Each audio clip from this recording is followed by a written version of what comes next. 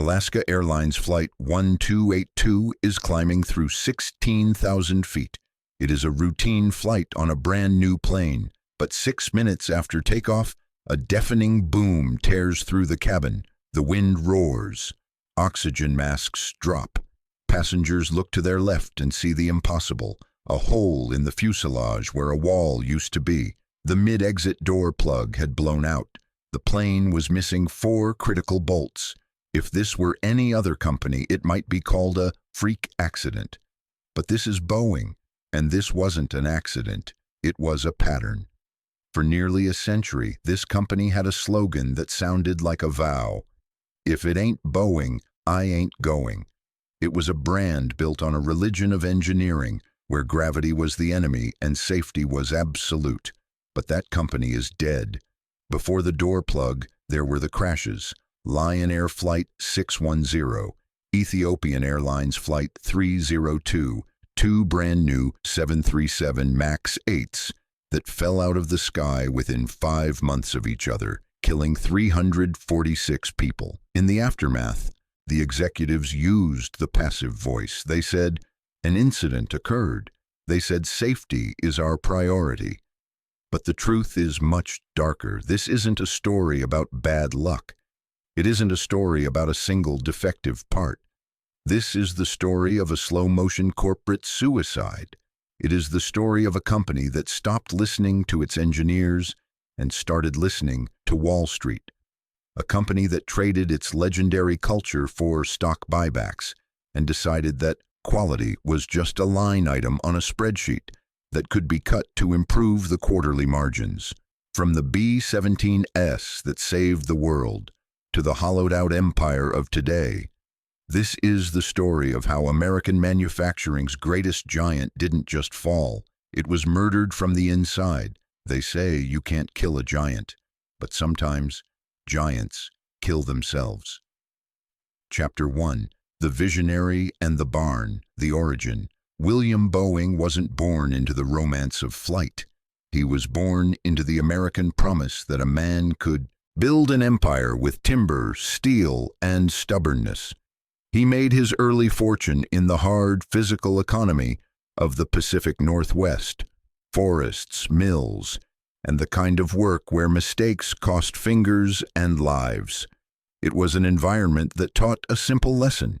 Materials don't forgive you. Nature doesn't bargain. If you cut corners, the world cuts back. Then came flight, new, fragile, and half miraculous. In the early 1910s, aviation was still closer to a magic trick than an industry. Planes were stitched together like experiments. Engines were temperamental, and the margin between in the air and in the ground was razor thin. People watched aircraft the way they watched fireworks. Beautiful, dangerous, and not entirely predictable. William Boeing looked at that chaos and didn't just see wonder. He saw engineering that wasn't finished yet. There's a certain kind of mind that can't tolerate good enough. A mind that hears the phrase and treats it like an insult. Boeing was that kind of mind.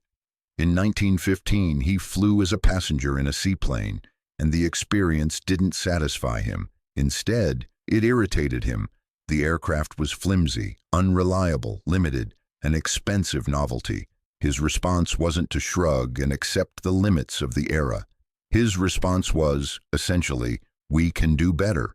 That sentence, quiet, rational, relentless, would become the DNA of the company that carried his name. He found a partner in George Conrad Westervelt, a Navy engineer. This mattered.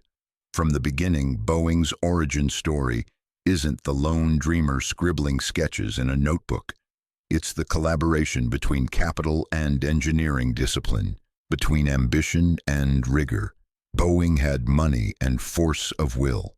Westervelt had technical precision and the mindset of someone trained to distrust wishful thinking.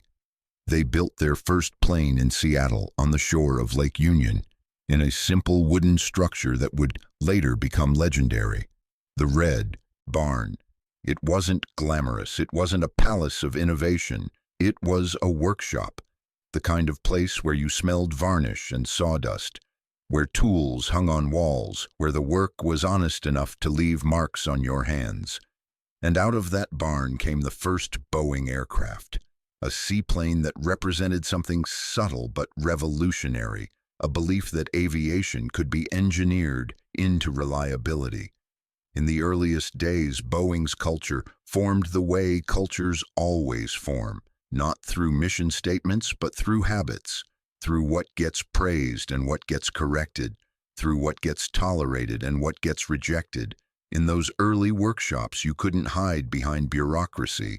There weren't layers of management to absorb blame. If something didn't fit, you saw it. If something warped, you touched it. If something failed, it failed in front of you. So the company learned an ethic that would later define Seattle itself. Build it right or don't build it at all. This wasn't perfectionism for its own sake. It was survival. Early aircraft were not forgiving machines. When you asked people to trust their bodies to wood, cloth, and an engine that could quit without warning, you had to earn that trust, not with slogans, with workmanship. Seattle, at the time, was not yet the global symbol it would become. It was a frontier city growing into itself, restless, rainy, shaped by water and trade and raw materials. Boeing would not just be located there, it would fuse with the place. Over time, the company wouldn't simply employ people. It would shape families, neighborhoods, schools, and identities. It would create a kind of civic personality, pragmatic, technically minded, proud of making real things. That identity hardened during war. When the United States entered World War I, aviation became something more than a spectacle. It became a strategic necessity.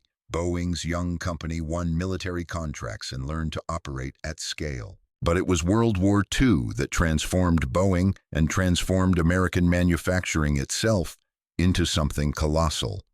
If you want to understand the purity of Boeing's early engineering culture, you have to understand what war demanded. War didn't reward hype. It punished failure instantly. In that environment, a defective part wasn't an inconvenience.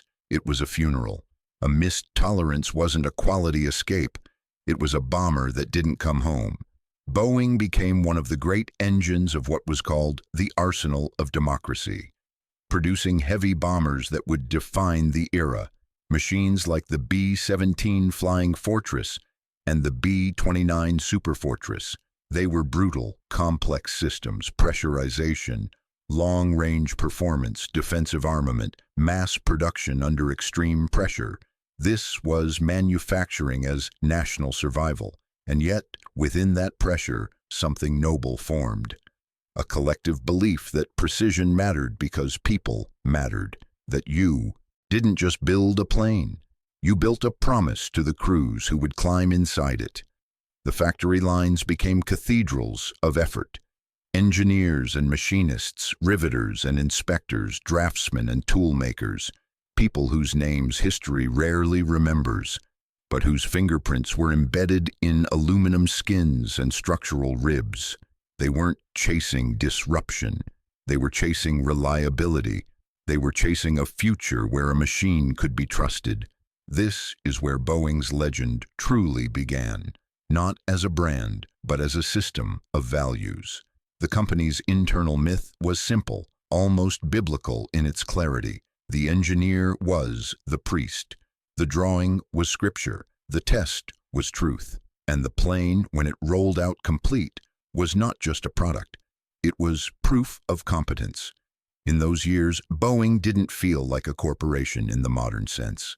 It felt like a builder's organization, led by people who believed that manufacturing was an art and a duty. Management was close enough to the work to respect the work. Decisions were shaped by the stubborn physics of flight, not the flexible logic of finance. And William Boeing himself, wealthy, driven, demanding, was the kind of founder who set an uncompromising tone. He was not famous for being soft. He was famous for being exacting. The early Boeing ethos did not come from kindness. It came from standards, because when you build aircraft, Standards are the only thing standing between a dream and a disaster. In the Red Barn, the company learned its first lesson. Flight is not impressed by confidence. Flight only respects competence. That lesson would build an empire, and in time, it would be forgotten. Chapter 2. The Incredibles, the Golden Age. There was a period in American history when the future felt manufactured, when tomorrow wasn't a vague idea, but a physical object rolling out of a factory, polished and loud and impossible. In that era, Boeing wasn't just a company. It was a national instrument, a place where imagination was forced through mathematics, where ambition was disciplined into metal, and where the world's most unforgiving environment, the sky, became a workplace. By the 1950s, the logic of aviation was changing. Propellers had carried the world through war and into peace, but the horizon was moving faster. Jets weren't just an upgrade, they were a new species.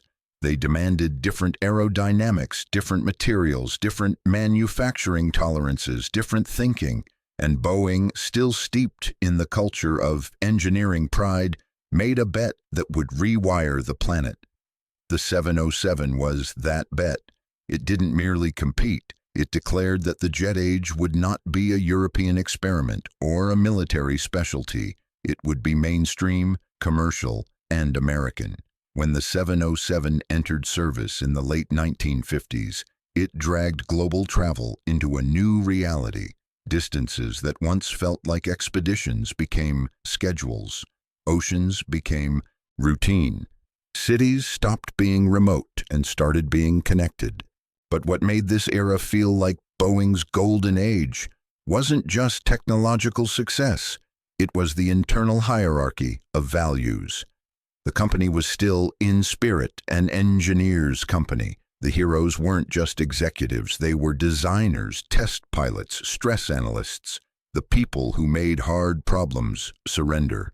Safety wasn't a slide deck. It was the air everyone breathed. In that world, the factory wasn't simply a cost center, it was the heart. The line workers weren't anonymous headcount.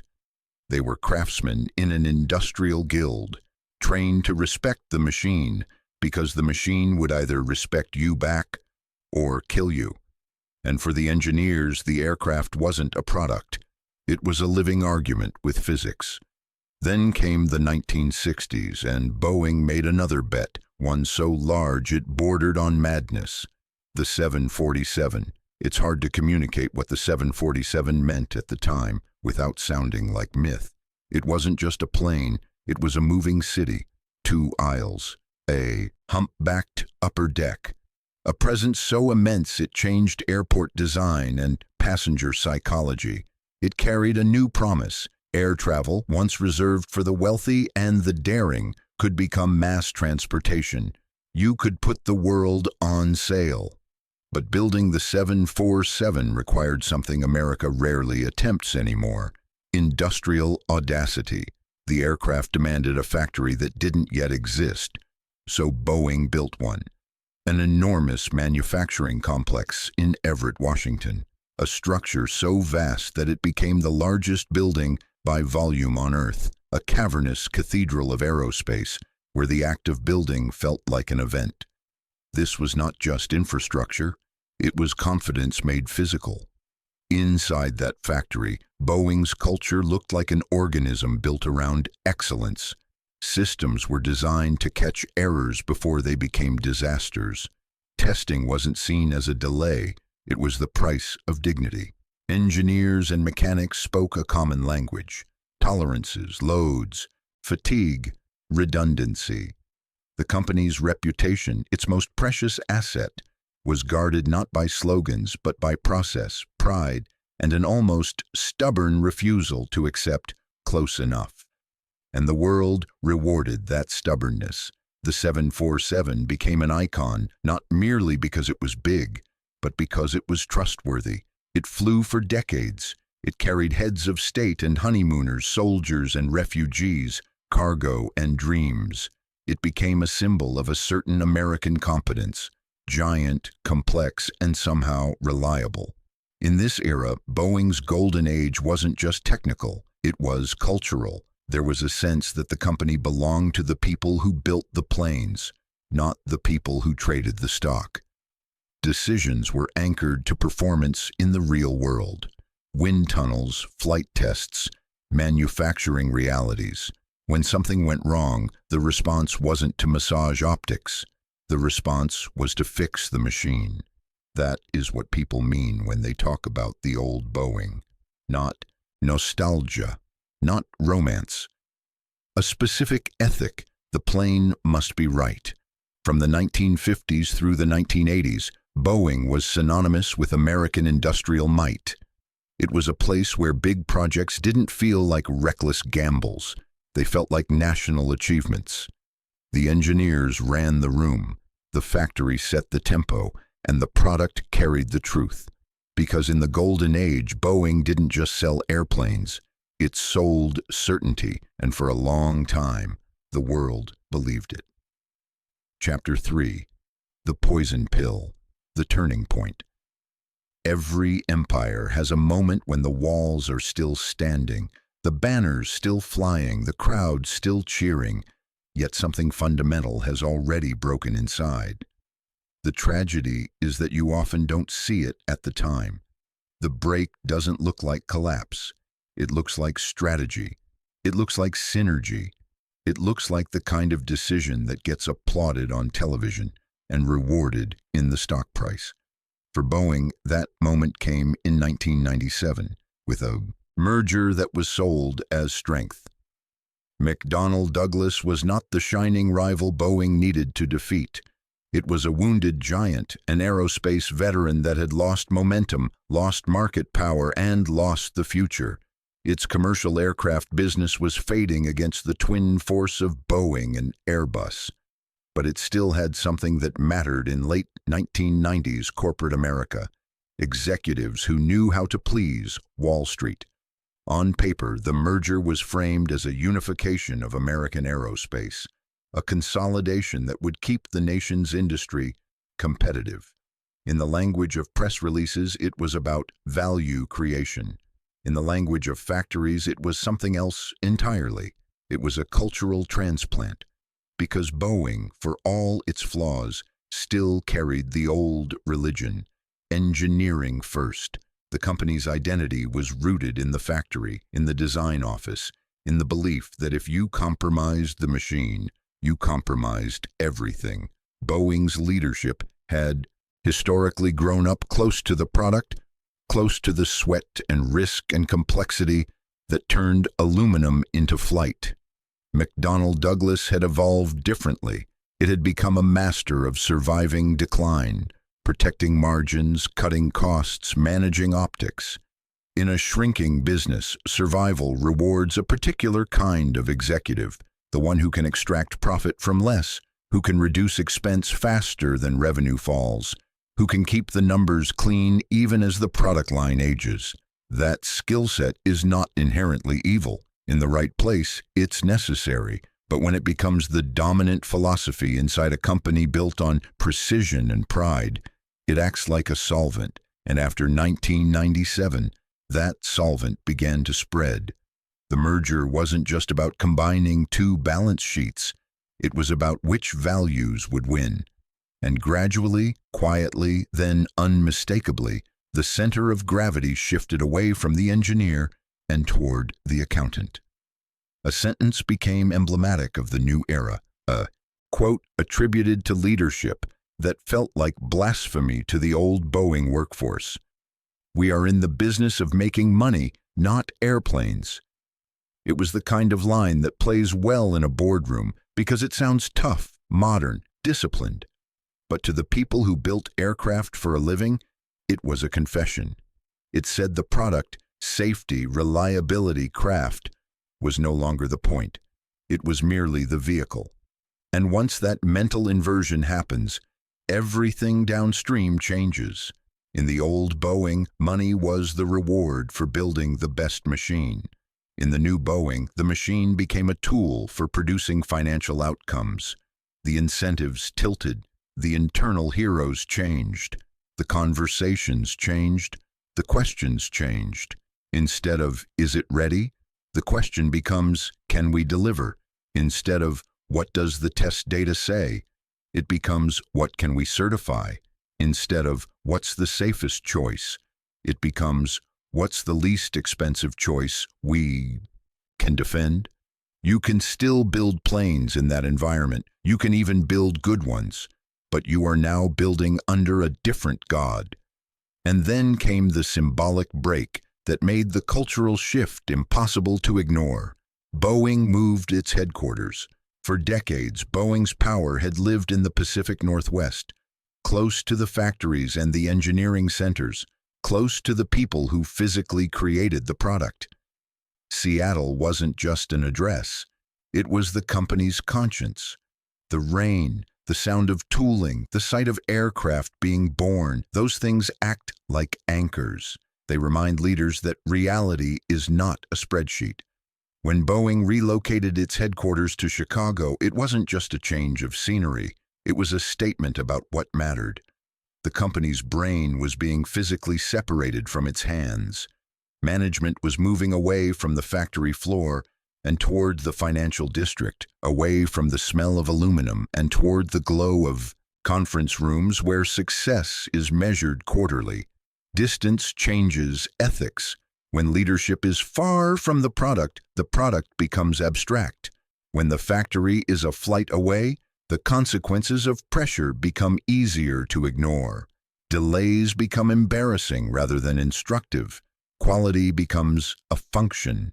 Safety becomes a priority, which is corporate language for a concept we will reference often. And inside Boeing, the workforce felt it, not as a single dramatic event, but as a slow change in how they were treated. Schedules tightened, budgets narrowed, managerial layers multiplied. The company began to talk more about shareholder value and less about the craft of building aircraft. This is where the horror really begins, because it doesn't announce itself with a villain speech. It arrives through incentives, through promotions, through meetings where the loudest voices are not the ones who know the plane best, but the ones who know the numbers best. In the late 1990s and early 2000s, Boeing was still Boeing to the public, still the gold standard, still the name that meant you could relax when the wheels left the runway. The planes still flew, the factories still turned, the brand still shone. But internally, something was decaying. The merger acted like a poison pill, a small object swallowed in a moment of confidence, carrying inside it the chemistry that would dissolve the old culture from within. Not overnight, not in a single scandal, but in a gradual replacement of faith. The old Boeing believed the company existed to build extraordinary airplanes and profit would follow. The new Boeing began to believe profit was the mission, and airplanes were simply the method. And once you accept that, you are no longer building an aviation company. You are building the conditions for catastrophe. Continue further.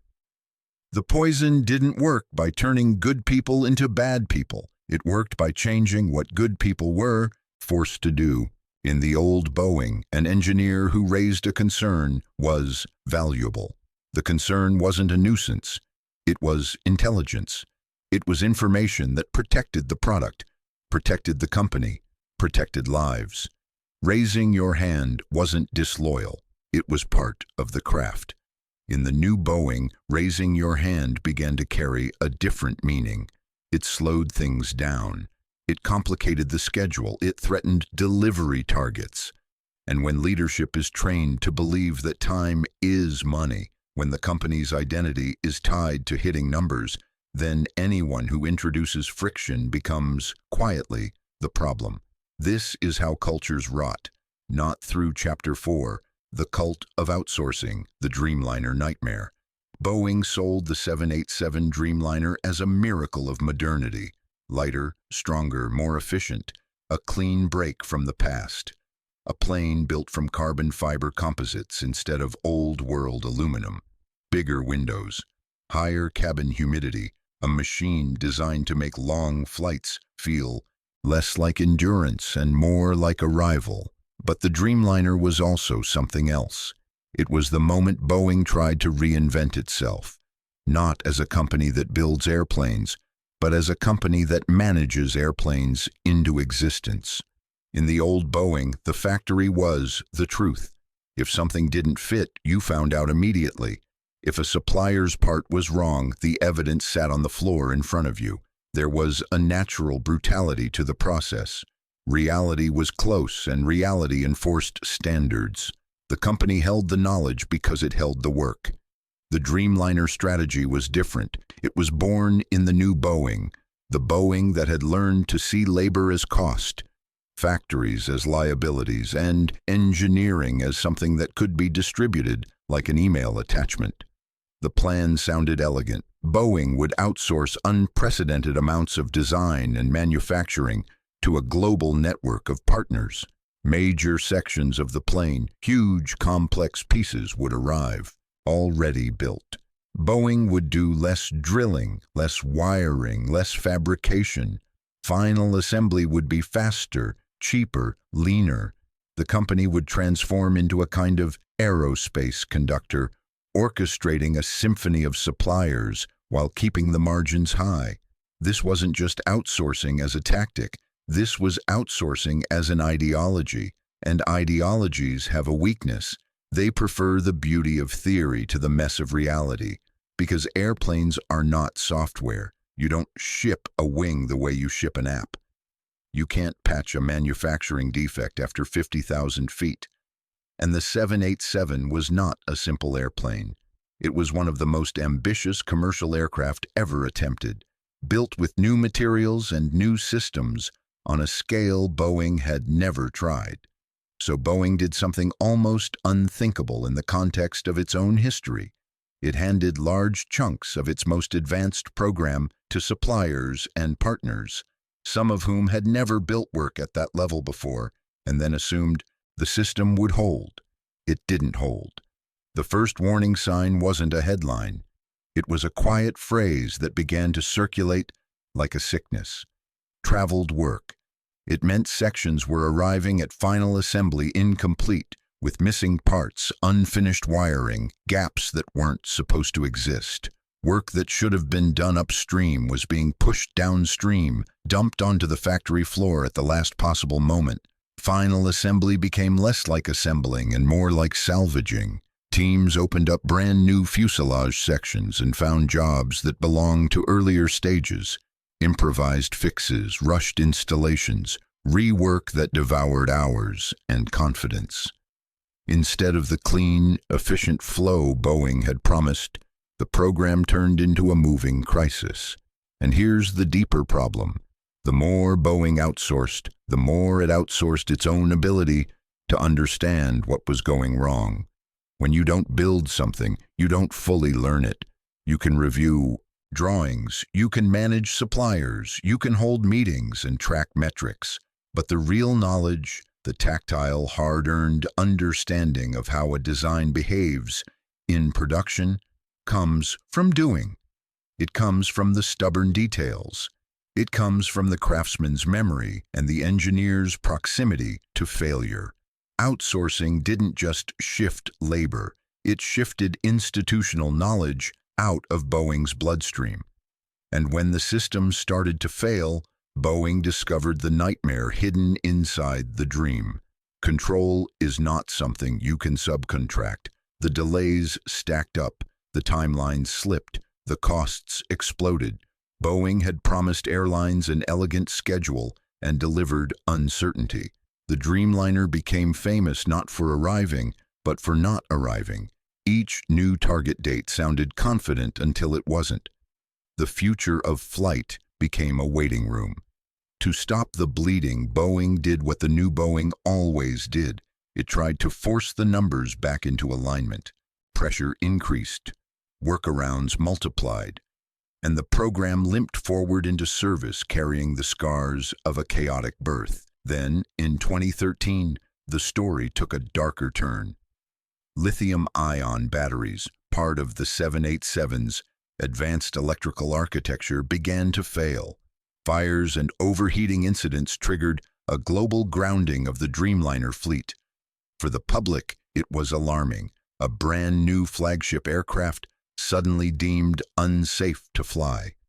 For Boeing, it was humiliating, a reminder that innovation without uncompromising systems becomes fragility. The grounding ended, the fixes were installed, and the 787 ultimately became a successful aircraft in the market. But the myth Boeing had sold of effortless efficiency through global outsourcing was dead, because the Dreamliner taught a brutal lesson. Cutting costs on the front end can create costs you can't even measure on the back end. Costs in rework, in delays, in reputational damage, in the morale of the people forced to clean up the mess. And it did something even worse. It trained the company to normalize dysfunction. The 787 program created a new internal baseline where chaos could be tolerated as long as deliveries continued, where massive rework could be treated as operational noise, where the product could be rescued repeatedly and management could mistake rescued for controlled. The old Boeing would have looked at that and seen danger, a system stretched beyond its ethical limits. The new Boeing looked at it and learned a different lesson. We can survive this, and that is the most seductive lie a corporation can tell itself. Because surviving a disaster doesn't mean you've fixed the cause. Sometimes it just means you've become comfortable living with the risk. The Dreamliner was supposed to be Boeing's proof that the future could be cheaper, faster, and still brilliant. Instead, it became the rehearsal for something worse, a template for how to outrun problems without truly solving them. A dream, yes, but also a warning. Chapter 5. The silencing, the toxic culture. There's a myth we like to tell ourselves about disasters in aviation. We picture a single mistake, one bad bolt, one overlooked crack, one unlucky day, and we imagine the solution is simple. Find the flaw, fix it, move on. But the darkest failures in aviation don't begin with parts. They begin with people. They begin when a company quietly trains its workforce to stop speaking in full sentences, when concerns become noise, when warnings become negativity, when the safest employees, those who slow down, question, verify, are treated like obstacles to be managed. Because a modern airliner is not protected by one person's integrity, it's protected by a culture that rewards integrity at every step.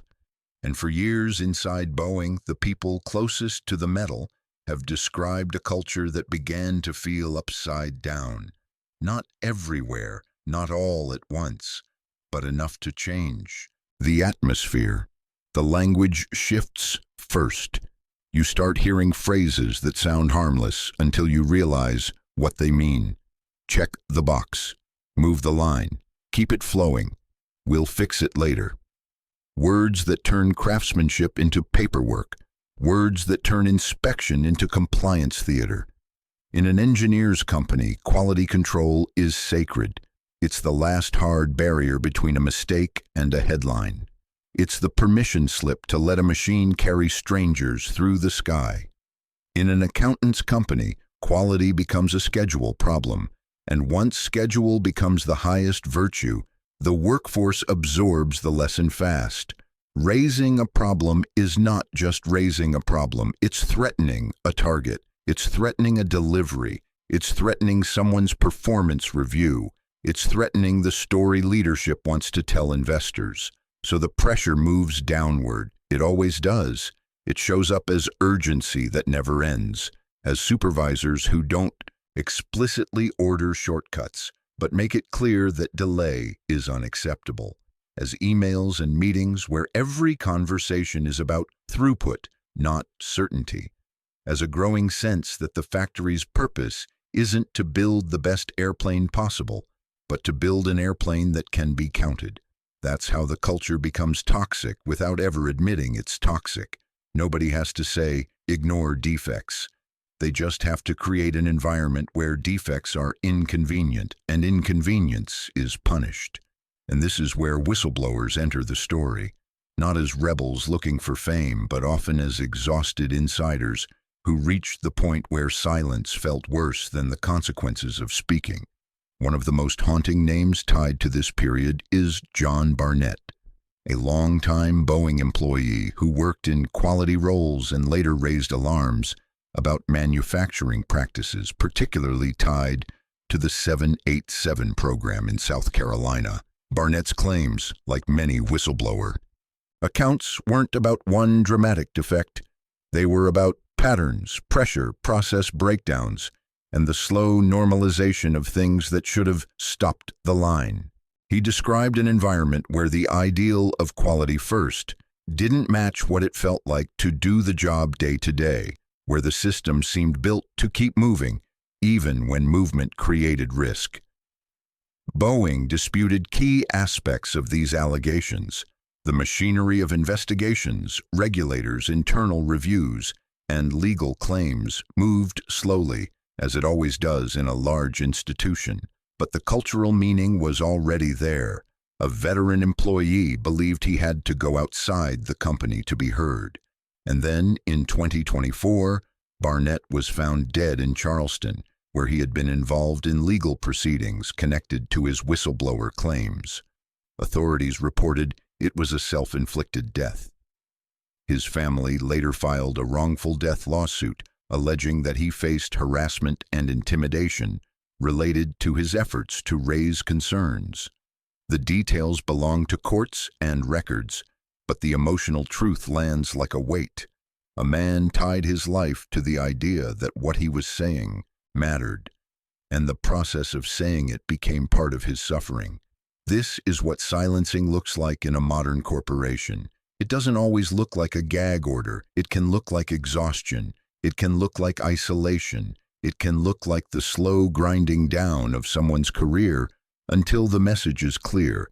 You can be right or you can belong. And Barnett was not alone.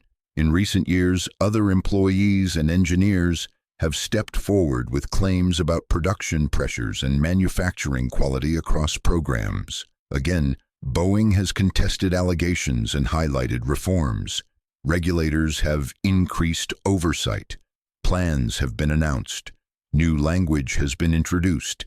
Safety management systems, quality stand-downs, culture resets. But if you want to understand how deep the problem is, you don't start with corporate plans. You start with what workers say when they think no one is listening. In internal surveys and testimony cited by investigators and lawmakers, employees have described feeling squeezed between the moral weight of the job and the velocity of the schedule. Some have described a belief that the system rewards speed more reliably than it rewards caution. That's the kind of statement that should terrify anyone who understands aviation, because aviation is a discipline where caution is not optional. This is the nightmare. Not that people stopped caring, but that they were placed in a system that punished caring. Boeing's workforce is filled with people who understand what's at stake. The mechanics who torque bolts, the inspectors who sign off work, the engineers who run stress models. Many of them are not naive. They know a plane is a chain of decisions, and every weak link is a future investigation. So when those people describe feeling pressured, what they're describing is not a bad day at work. They're describing a structural moral hazard, a company whose internal incentives drifted away from the very thing that made it trustworthy. And the most corrosive part is what that does to pride. Because pride is not an abstract emotion in manufacturing. Pride is a safety mechanism. It's the force that makes someone stop and redo a job, even when nobody would notice. It's the instinct that says, I won't let this leave my hands like this. It's the reason defects get caught before they become tragedies. When pride dies, the factory becomes haunted, not by ghosts, but by resignation. People still show up. Tools still turn. Planes still roll forward. But something essential is missing. The sense that the company is on the side of the people trying to do the job correctly. And that is how an aviation icon begins to fail, long before anything falls from the sky. Because the most dangerous defect is the one that forms in the culture itself. The moment a workforce learns that the fastest way to survive is to stop fighting. The silencing isn't a chapter in the story. It's the mechanism that makes every later chapter possible. Chapter 6, The Algorithm of Death, the 737 MAX.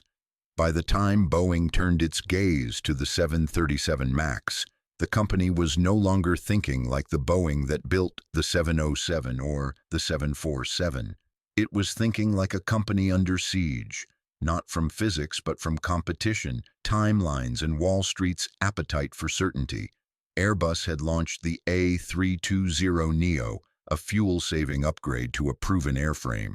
To an airline, it was irresistible. Lower costs, familiar cockpit, no painful reinvention. To Boeing, it was an alarm bell, not because the A320neo was a revolutionary aircraft, but because it threatened something far more important than pride.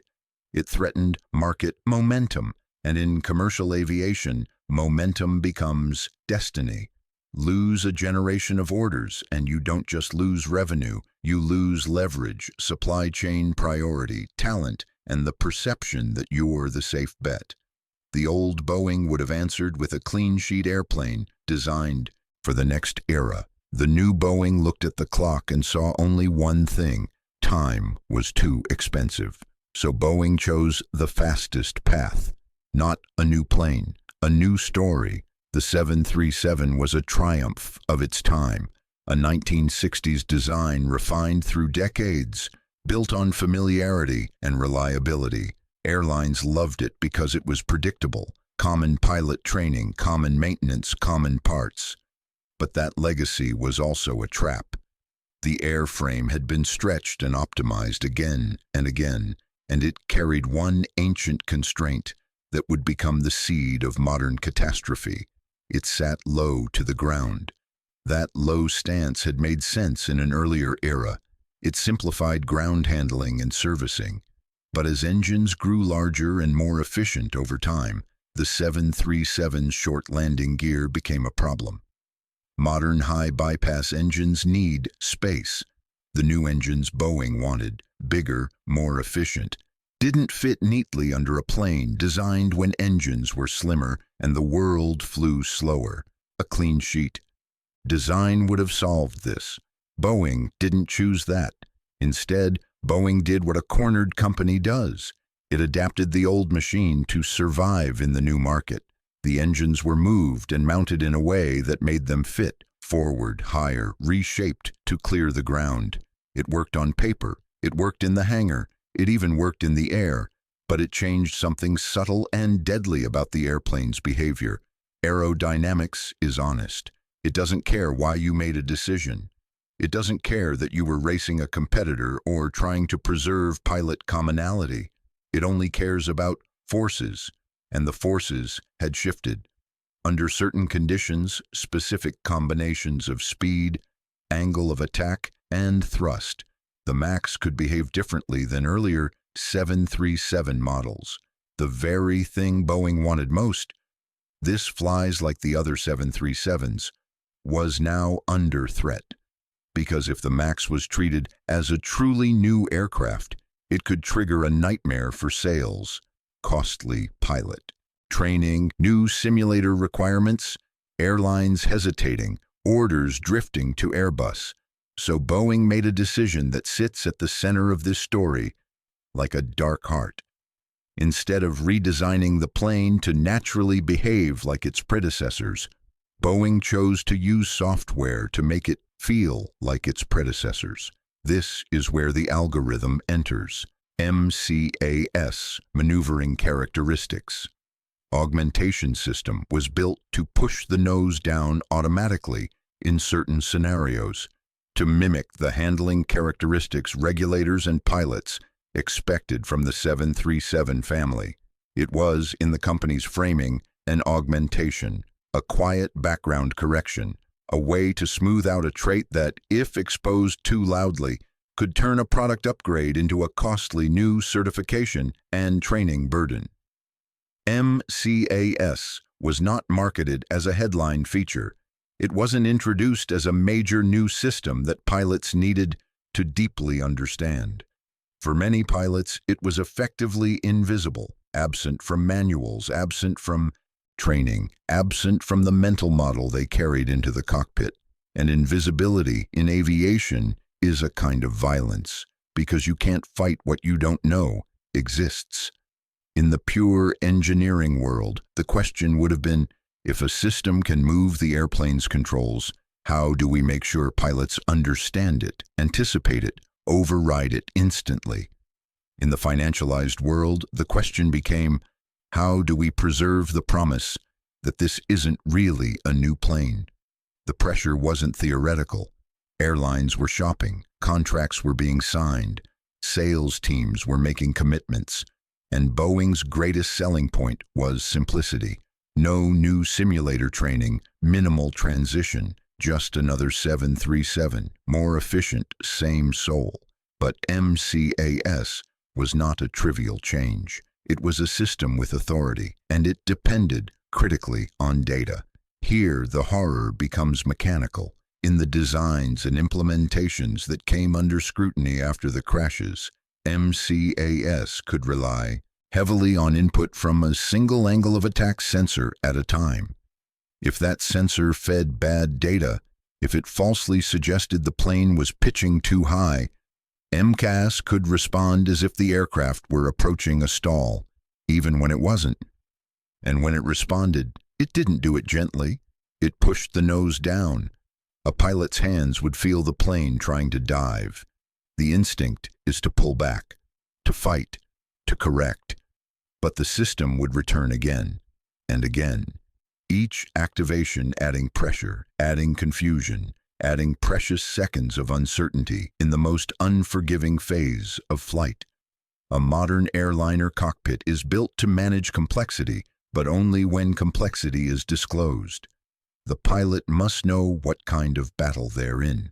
Without that knowledge, every alarm becomes a riddle. Every movement becomes a question. Is this me? Is this the plane? Is this the system? Is this a trim runaway? Is this a stall warning? Which checklist is real? And in those moments, the aircraft becomes not a machine, but an argument between human judgment and automated certainty. Then, in late 2018, that argument killed 189 people. Lion Air Flight 610 crashed into the Java Sea shortly after takeoff. The plane had been fighting itself, nose pushed down repeatedly, pilots wrestling to keep it up. It was chaos at high speed, low altitude, where there is no room for prolonged confusion. 5 months later, Ethiopian Airlines Flight 302 crashed after takeoff near Addis Ababa, killing 157 more, another new MAX, another struggle, another tragedy that arrived like an echo. 2 crashes, 2 airlines, 2 continents, one pattern. And at first, Boeing's posture followed the oldest corporate reflex. Protect the product, protect the story. The plane is safe. The procedures work. The issue is training. The issue is maintenance. The issue is pilot error. But the world was watching now. The world was asking a question it rarely has to ask about Boeing. Why are 2 nearly new aircraft behaving like this? Because once the idea enters the public mind that a plane can fight its pilots, once people suspect that something powerful has been hidden inside the cockpit, trust collapses faster than altitude. The 737 MAX was grounded globally. Airlines parked jets they had barely begun to use. Deliveries froze. Production staggered. Boeing's most profitable program became its most radioactive symbol. And then the deeper truth surfaced, the one that makes this story bigger than any single system. MCAS was not merely a technical decision. It was a cultural artifact. It was the physical expression of a company trying to solve a competitive problem with a shortcut. It was what happens when you bolt new engines onto an old airframe, because redesign costs time, and time costs market share, and market share costs stock price. It was what happens when you sell no new training required as a feature, and then design your airplane around the promise. It was what happens when you begin to treat pilot knowledge as a negotiable expense. This is why the MAX isn't just a story about software, it's a story about the reordering of values. In the old Boeing, the idea of hiding a powerful flight control behavior from the people flying the plane would have been unthinkable, not because engineers are saints, but because the culture was shaped by an unforgiving awareness. The sky is not a place for secrets. In the new Boeing, secrecy can look like efficiency. It can look like reducing friction. It can look like keeping the customer experience simple. It can even look like protecting the brand, until the brand becomes a coffin. And when you strip away the acronyms and the legal defenses and the corporate language, what remains is the starkest truth of all. The 737 MAX was designed not only to fly, it was designed to sell.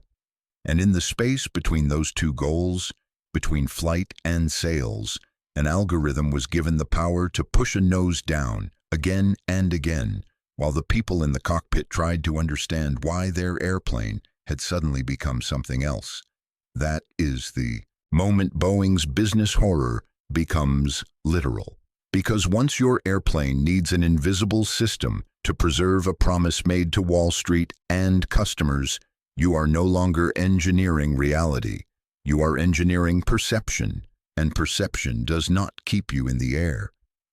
Chapter 7. The Fallout, Blood on the Balance Sheet. When the second MAX fell from the sky, the story changed shape. It stopped being a problem and became a verdict. 2 fresh aircraft, 2 takeoffs, 2 crews fighting a plane that seemed to be fighting back. The pattern was too sharp to explain away. The world had seen enough to understand that this wasn't weather or fate or an isolated maintenance error. It was design, it was culture, it was the cost of decisions made far from the cockpit. At first, Boeing's instinct was the instinct of a modern giant. Defend the product, defend the narrative, protect the franchise. The plane is safe. The procedures are adequate. The system is manageable. In that early phase, the language was confident, almost stubborn, because confidence is what markets want, and Boeing had spent decades being the name that never needed to doubt itself. But aviation doesn't negotiate with confidence, and grief doesn't either. As regulators and airlines reacted, the MAX was grounded around the world. Jets sat idle, parked like evidence. Deliveries froze. Airlines demanded answers and compensation. Pilots asked why they weren't told the full truth about the systems they were flying. Families asked the question that haunts every corporate tragedy. Who knew and when did they know it? Boeing's most profitable program became a financial crater.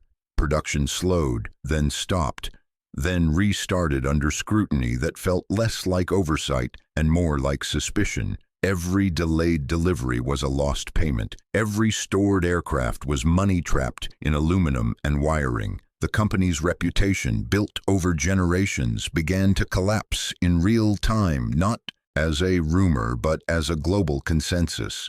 And this is where the balance sheet becomes a crime scene.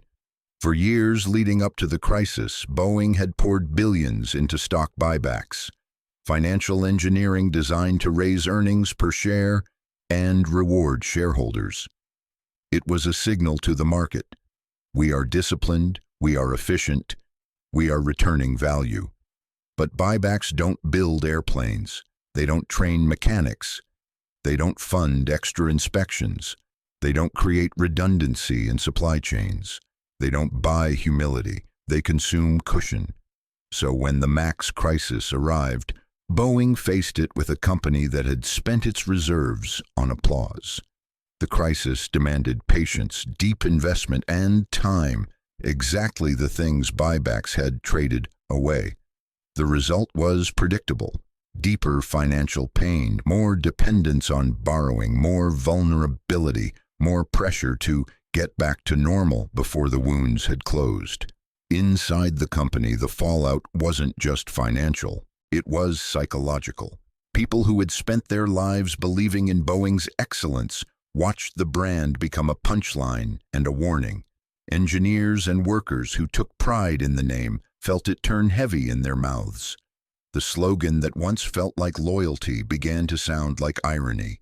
"If it ain't Boeing, I ain't going." A sentence that used to mean confidence started to mean doubt. And even after the plane returned to service, the damage didn't simply evaporate.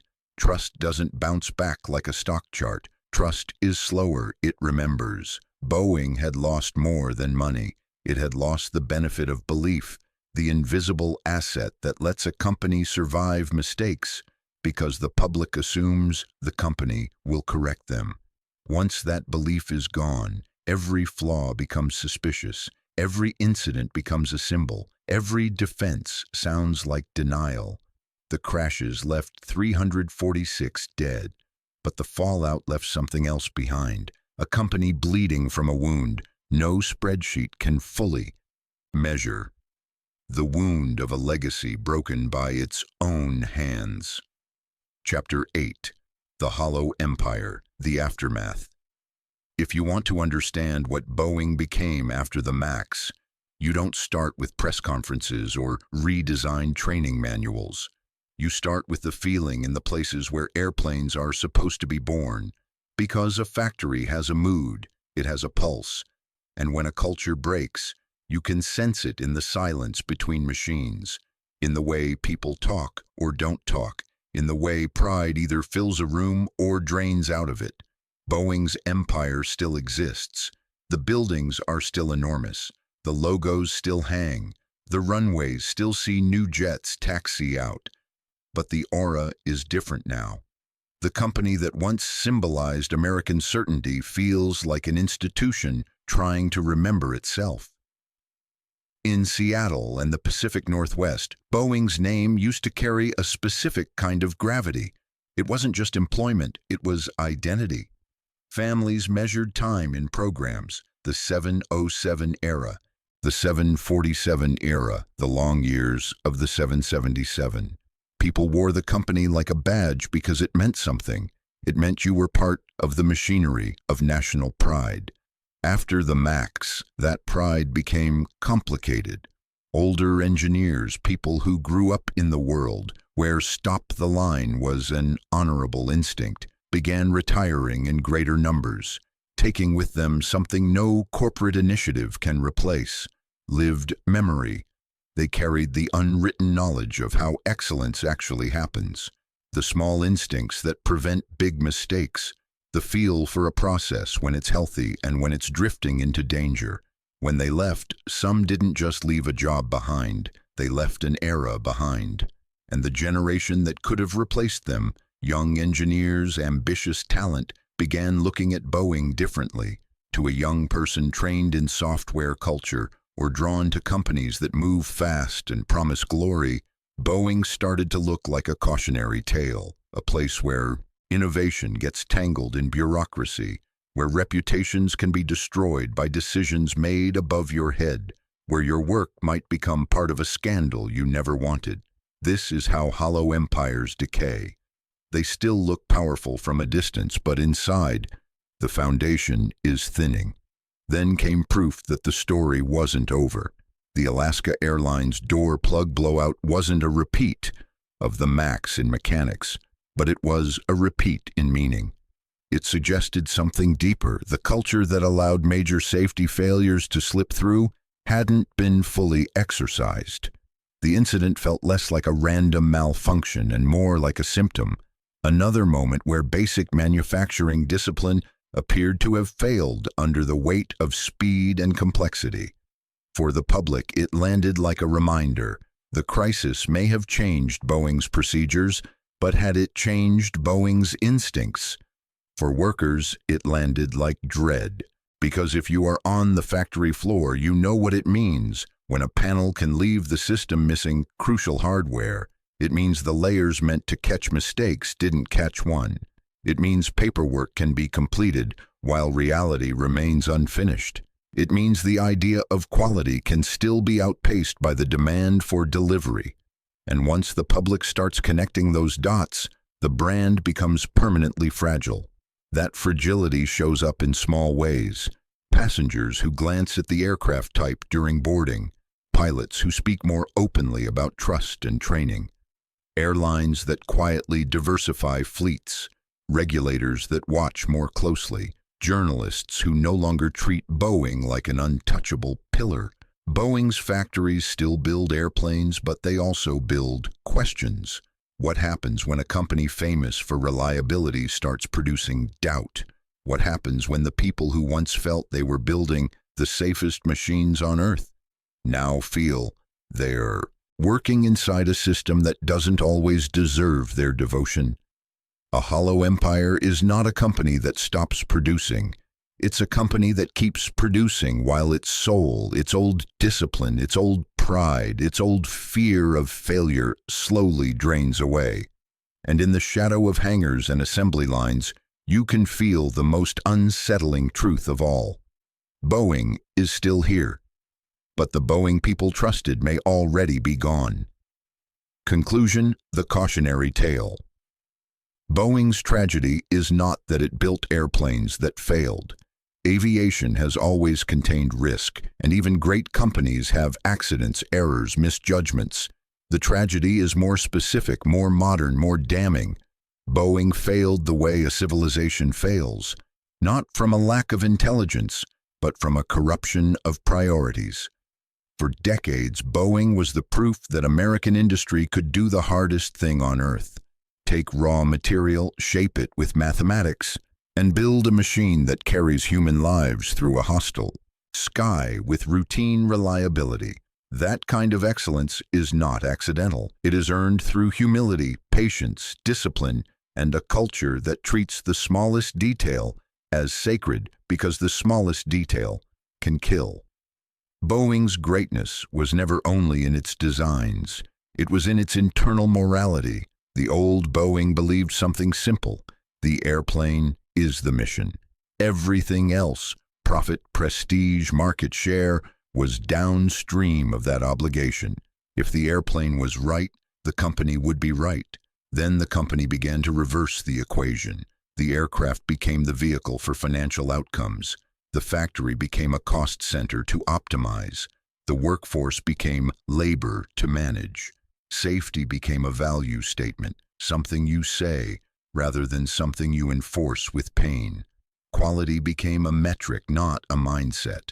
The engineer stopped being the highest authority in the room, and the spreadsheet took the throne. And once that happens, catastrophe stops being surprising, because corporate disasters are rarely sudden. They are cumulative. They are built one compromise at a time. One meeting where schedule wins. One decision where training is treated as an expense. One system where paperwork replaces truth. One promotion that rewards speed over skepticism. A culture doesn't collapse like a building. It collapses like trust, quietly until it doesn't. The max was the moment the bill came due. A company trying to outrun a competitor and preserve a sales promise chose shortcuts that turned software into a mask for aerodynamic reality.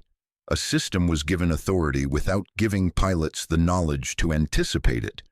And when reality arrived, as it always does in flight, it arrived at takeoff speed. The door plug blowout years later carried a different mechanism, but the same moral. When the culture drifts, even basic discipline can fail. Not because people forgot how to build airplanes, but because the system they worked inside stopped, rewarding the instincts that keep airplanes safe. This is why Boeing is more than a corporate story. It's a national parable. Because Boeing's rise happened in a country that still believed in making things, physical, complex things, where competence is visible and failure is real. Boeing's fall accelerated in a country increasingly addicted to abstraction, financial engineering, quarterly optics, stock buybacks, outsourced responsibility, the idea that value can be created without touching the work. When a nation stops honoring builders and starts honoring extractors, the results don't stay in boardrooms. They show up in the physical world, in bridges, in trains, in medical systems, And yes, in airplanes. The price of cultural rot is paid in places where gravity still exists. And the most haunting part of the Boeing story is not the villains we can name. It's the ordinary people caught inside it. Engineers who watched their standards become negotiable, mechanics pressured to keep the line moving, inspectors drowning in paperwork, whistleblowers who risked everything to warn that something was wrong. These are not characters in a morality play. They are the human core of a broken machine, people who carried the old faith and felt it betrayed. So what is the cautionary tale? It is that excellence is not permanent. It must be protected. It is that safety is not a corporate priority, because priorities change. Safety must be a principle, non-negotiable, expensive, stubborn, enforced even when it hurts. It is that you cannot outsource responsibility for truth. You cannot buy back your reputation with stock. You cannot cut your way to integrity. And it is that when a company that once built icons begins to worship numbers instead of craftsmanship, the numbers will eventually demand a sacrifice. Boeing still has factories, it still has brilliant people, it still has the capability to recover if it chooses a path that is painful in the short term and honest in the long term. But the question Boeing now lives under is the question that hovers over any hollow empire. Can an institution that taught itself to prioritize money over machines teach itself to reverse that lesson before the next failure writes the next chapter? Because in aviation, the sky keeps score, and it never cares what your quarterly report says.